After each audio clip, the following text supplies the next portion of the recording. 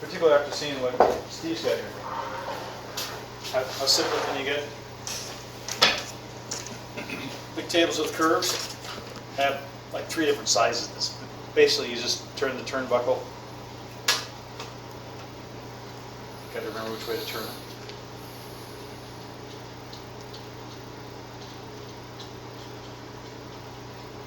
And set your curve size. On the edge of the table, draw your line. So 3 different versions. What would you cut it with, a bandsaw? Yeah. I take it, draw the line, cut that with a bandsaw, and then smooth it by hand. If I'm doing like a dining table, and it really matters to have that curve exactly right on all sides, then what I do is I do that on a template. Work the template down and use that to with a router for the final cut. But yeah, really simple. And these are, I had more complicated jigs with. For making tenons on the bandsaw. If you always use the same blade, or you know how thick your blade is, all you have to do is make this slightly bigger. But if I want to make a tenon, I'll show you.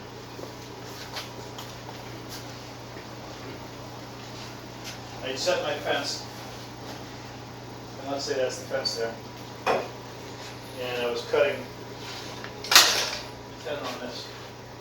I'd line this up, right spot, make my first cut to a certain depth, take it out, put this in, my second cut, and I'm going to end up with, if it's this one, a tenon that's almost exactly 3/8 inch. So I make it so it's probably going to come out instead of 0.375, about 0.38. So there's a little bit more there you can shave off.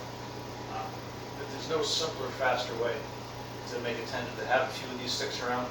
One for 1/2 inch, one for 3/8 inch, one for 1/4 inch. And you've got a way to make very quick tenons. Obviously, you want to put a stop on that on the other side so you don't go too far. I do the shoulders on the tenons on the table saw, and then use these just to rip off the shoulders of the tenons. And that's it. So those are your different sizes there, huh? Yeah. That's a 1/2 inch there.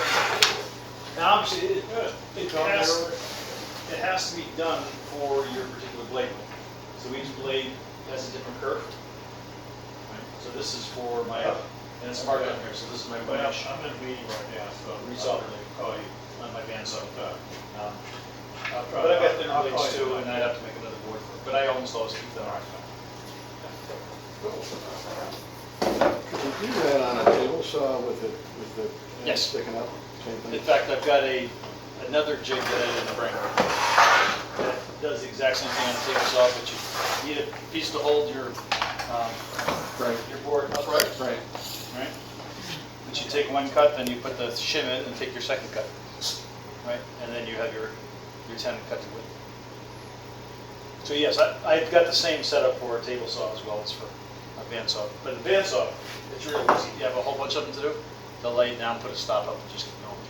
It's the table saw. It's more. It was more to setting the jig up. Yeah. Less precise. And you got to get the jig absolutely perfectly parallel to the blade and to the back. What do you use to take your final trim on it?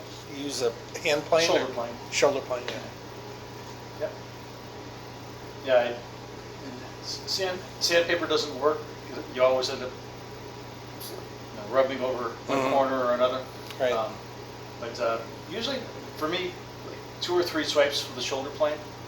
If I cut the tenon just fat enough, so 2 or 3 swipes gets it, that's the most efficient. Yeah. If you try to get right to the cut, you end up with some of the tenons being too loose. And if you get too fat, then you do too much of the shoulder plane, and then you tend to round off an edge or a side or whatever. So they work very well though. That's it. And that would be your preferred method of making tenons? That- Always? Yes. Yep. Always cut the shoulders on the table saw. Cut Right. Yeah, I was cut the shoulder. The shoulders. Yeah, the shoulder. But It's amazing, you can fiddle, you spend so much time fiddling around trying other ways. It's a simple way, and if you always do it the same way, you get more efficient out of it. And there's not much simpler than that, where you just run that through a planer till you get just the right spot. So your blocks are exactly a half an inch or the half an inch plus the blade?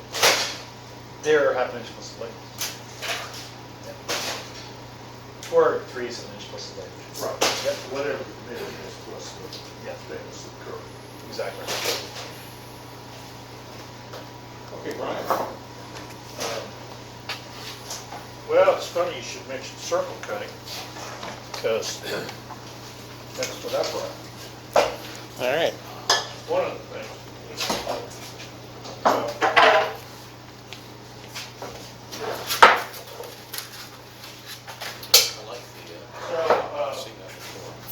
Sometimes you have to cut a big circle in a bandsaw, and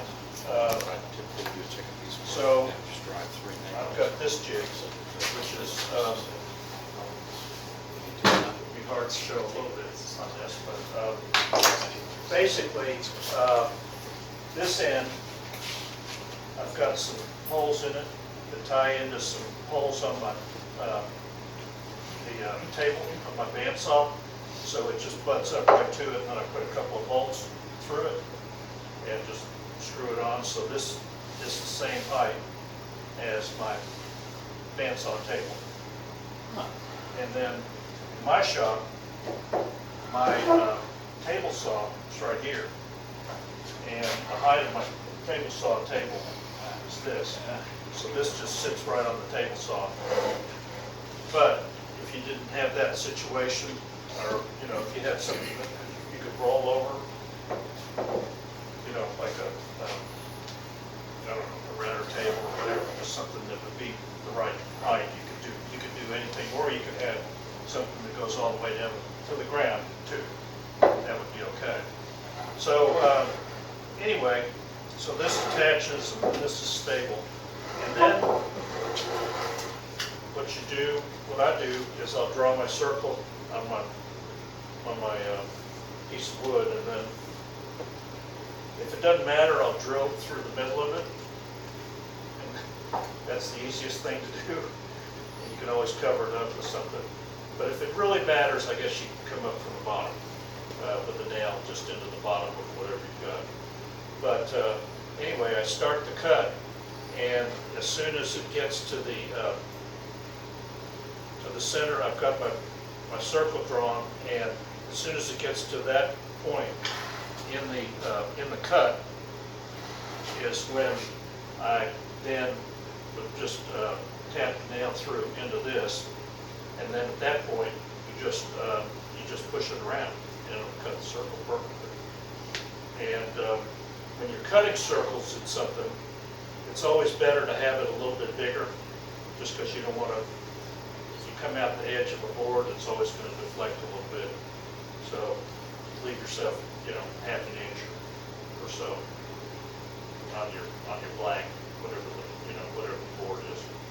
So anyway, that's very very simple to do. And questions? Do you leave it fat enough to router it afterwards, or do you trust it to be close enough to be able to just sand or scrape the finish? I just sand it. I guess you could do a router. I just, when I've done them, the cut is clean enough that there's not that much cleaning up to do afterwards. I don't know. I guess it'd be cleaner with a router, and a lot of people use a router jig to go around the thing, but I don't know. This seems not that hard to clean it up. It's it comes out very, very cleanly, and it is perfect. It's a perfect circle. What width blade are you using to cut the radius you have on? Oh, I'd use a decent sized blade depending on the radius. If it's a small radius, I'd use a smaller blade, but I'd use a 3/4 blade. Really? Maybe even a half, maybe. For the radius you've got drawn? Oh, no, not for that. Yeah. No, for that I'd have to use like a quarter inch. Quarter inch, or something like that. I'd have to use something really small. I think a quarter will do a 7.5 inch radius. Probably use, I don't think I could do a 10 to 9 7.5 inch inch. 3/4, probably use something like a half or 5/8, something like that. Yeah. Just because it turns a little bit easier and it's a little. And you line it up with the front edge of the blade, the center of the blade, back? Yeah, the front edge of the blade, that edge of the blade, as soon as you get to that, when that part of the blade gets to that point right there, that's when you go ahead. Yeah, if you don't have the leading edge of the blade at that spot, it's not Doesn't work. It's not gonna work.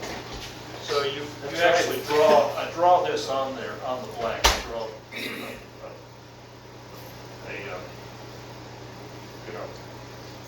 and what I'll usually do is I'll have a fence on there, so I'll run this, so this cut ends up being, or this cut rather, ends up being parallel to the fence. And that kind of helps to just get things, everything set up so it's gonna square. You start out with a square piece of wood. I do.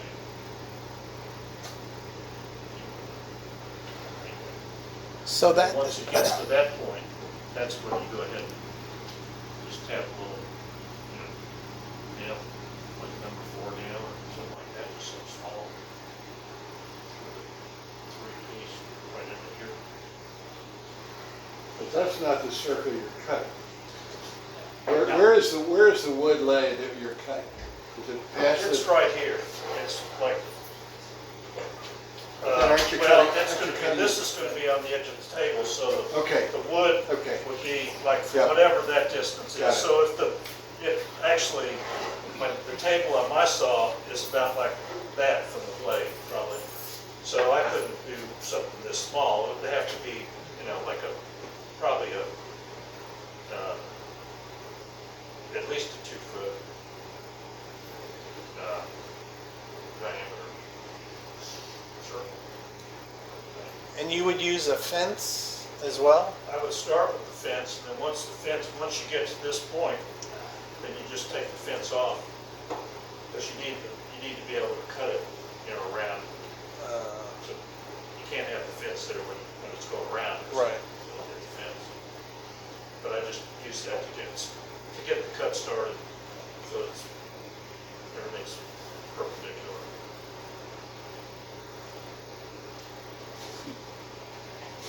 All right. The other one is actually woodwork on your saw.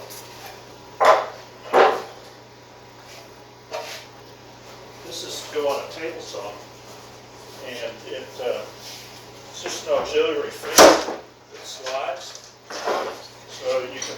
So go to your jig. Yeah, I got spares.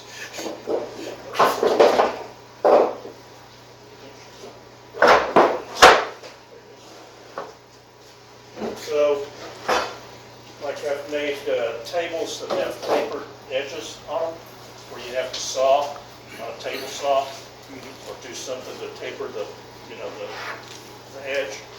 And I've even I did a 6-foot table one time, where I ran it through the table saw on the end.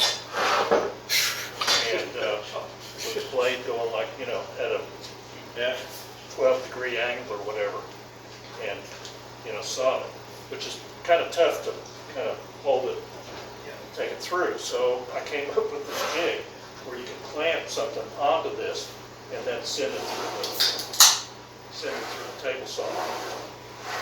And you could use it for tapers. You could use it for any kind of edge cutting that you might want to do on a table saw. Or you need a taller fence to hold whatever you're cutting up. How are you clamping onto that? Through those holes? Through the holes. If it's, if it was wider or something like that, I'd have to put another fence on it, I guess.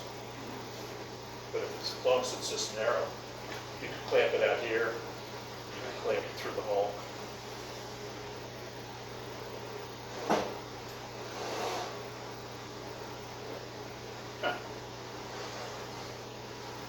That is tall. That's it.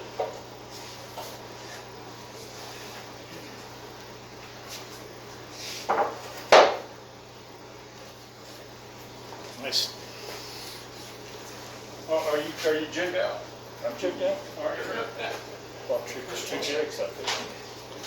So I could fit in my car. Yeah. I didn't want to go first because I didn't want to intimidate anybody. It's fine. Now, Ed, you gotta come out here into the stage. Yeah, you got it. No, you gotta stand out here. Everybody can see. As you know, I do small things. I have a bunch of these that I use for taking the corners off of pen blanks and bottle stopper blanks, and I'm doing salt and pepper mills and that kind of thing. It just saves so much wear and tear on me and the equipment. So I just push this up against the fence. This one's for, I think this is for bottle stoppers. And it just run it through, flip it, run it through, and it takes all your edges off, and it makes it a whole lot easier when you put it on the lathe. Oh, that's a good idea. It could probably be done on a bigger scale too for. I've got bigger ones. It can scale up. Yeah, you really? It's scalable. Oh, yeah. You could scale that up. And I've got, I've got it for doing old blanks and all sorts of things, but it does save a lot of wear and tear. Uh-huh. So, there you go. I hope I didn't make anybody feel No, I I'm a little one. think it was right, right in the same scale as mine, it was a stick. It's just the right block of wood. Oh, cut a twig outside. Are you dejigified?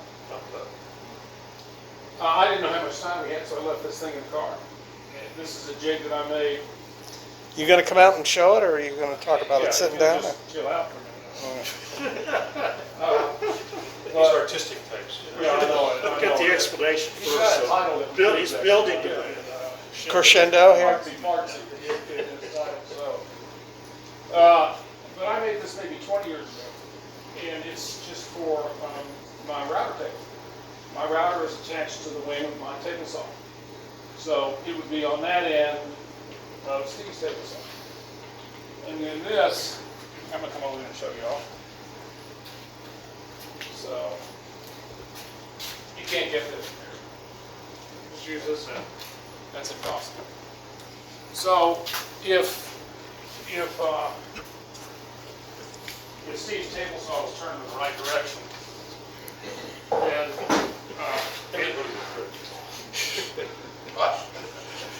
and your router was here, then you pull your fence up, clamp this to your fence, and you use this to control your flow of your material across the router blade, and you can use your fence to move it in and out. And then these are interchangeable. I've got a bunch of different ones of these, different kind of bits. But it virtually takes all of the sawdust out of it. You don't have any sawdust going to the ground. It all pulls in through this port in the back. It also works really well if you want to do, say, a door panel with a raised edge. You can just stick it flat up against this, use a vertical bit rather than a horizontal one, and you just zip, zip, zip, zip, and you're done. I used MDF for the face because it's very flat, and the structure is all made of oak because it stays pretty steady. That's the other thing I use mine for is door panels, brace panels, door panels. Yeah, it's good. But it works great. Again, this is like 20 years old. Every now and then I might put a little bit of wax on this thing. So, that's my jig. Now, since we've got a little time, Steve has not shown this group his vice porn. So, who here has seen Steve's vice porn? Is that the name for it? Yes, I think that's an appropriate name as well. So, All right, well, this is a John Weaver design bench. So John and I did this as a joint project. He was kind enough to take me under his wing, and he designed this, and I didn't want to do exactly the same thing, so I made a few minor tweaks. This vise was one of them. This guy's name's Andrew Klein, who's an inventor who makes and sells this as a kit. So this is a 2-speed vise.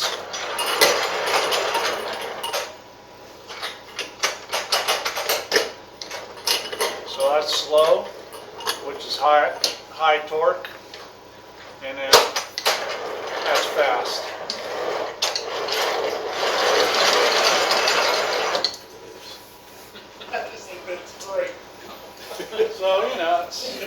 state. It's a little flashy. I want a little gear. Where's the turbo gear? How long did it take you to put together? Not really that long, you know, it's maybe about a day. I mean, you've gotta cut all the pieces out, and then the kit has this plexiglass piece actually sticks out, and I wanted to flush, so I put a veneer on of this ambrosia maple to match the ambrosia maple on the sides, and veneered the dead man with the ambrosia maple, just,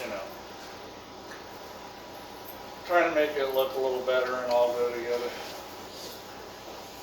But it's not really that expensive a vise. I think the kit when I bought it was $270.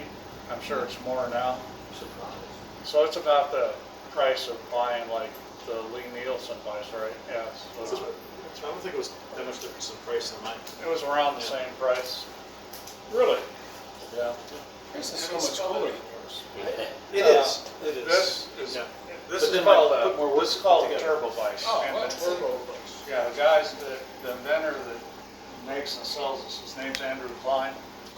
And if you look at his YouTube site, he's a woodworker too, and he's done a lot of really cool stuff. So if you want to do other jigs, I got plenty of jigs. Actually, I've got a question for the group. Doesn't have anything to do with what you're saying, but it just occurred to me when you were talking about resawing and that kind of stuff.